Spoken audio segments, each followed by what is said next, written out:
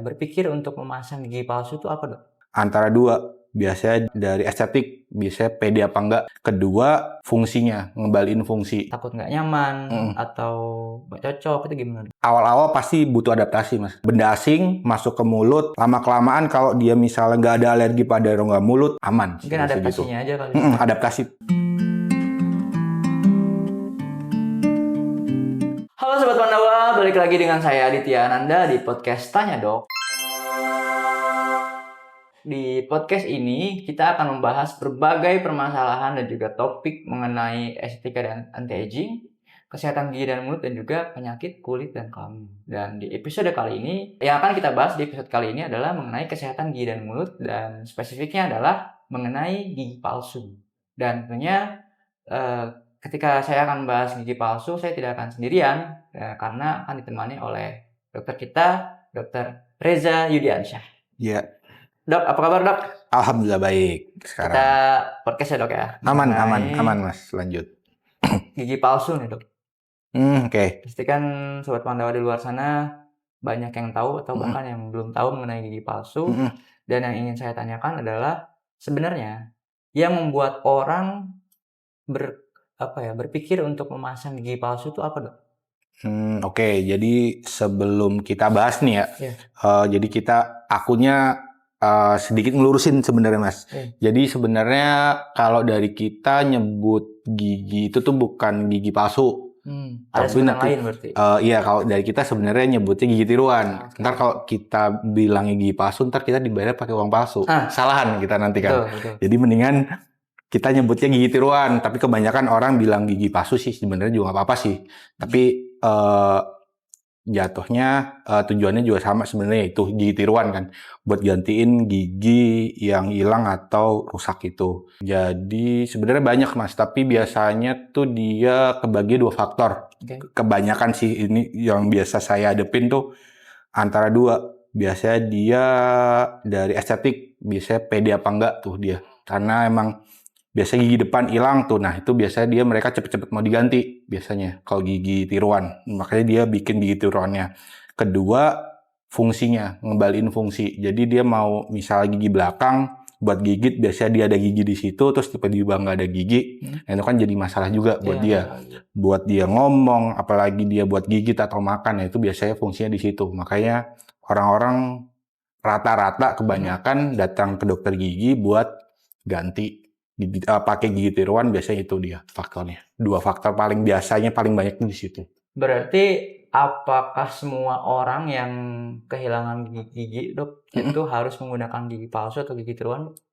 Jadi kalau misalnya harus diganti, nggak semua kasus perlu atau diwajibkan diganti atau menggunakan gigi tiruan.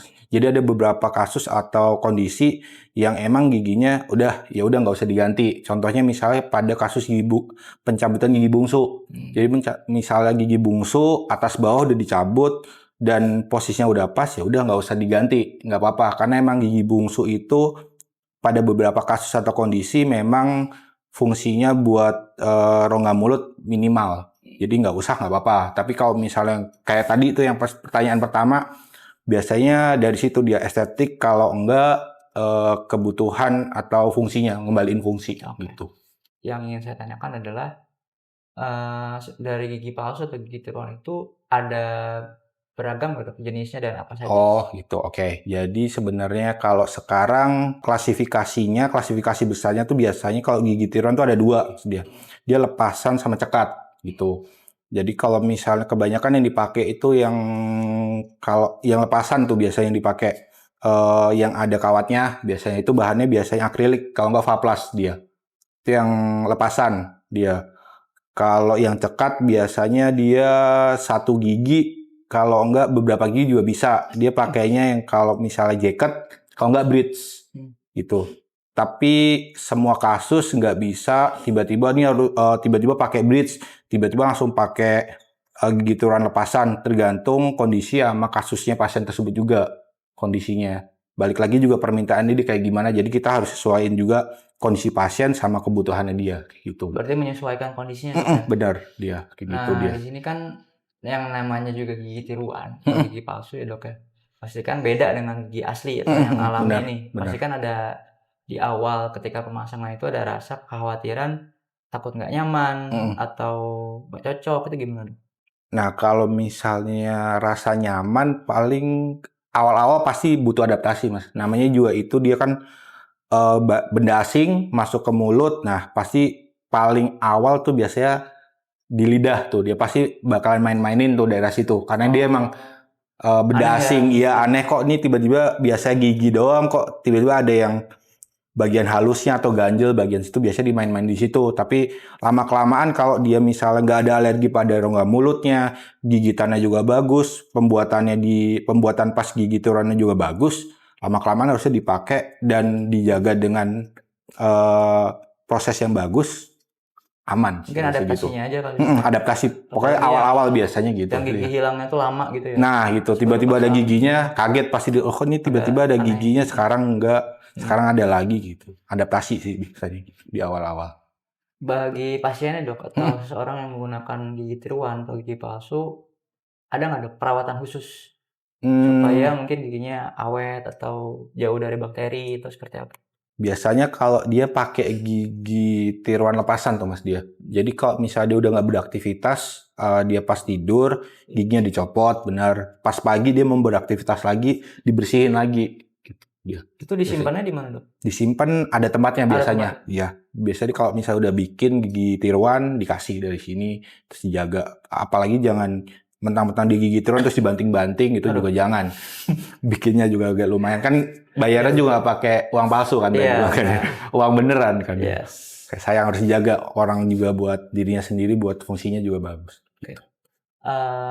Dokter punya tips gak untuk sahabat Pandawa yang di luar sana yang mungkin masih ragu atau ingin mencoba pasang gigi tiruan, biar gimana rasanya atau mungkin awalnya seperti apa, atau supaya si gigi palsunya atau gigi tiruan itu awet, barangkali ada Oke, tipsnya? jadi buat sahabat Pandawa yang mumpung sekarang masih punya gigi, bagusnya minimal 6 bulan sekali datang buat cek.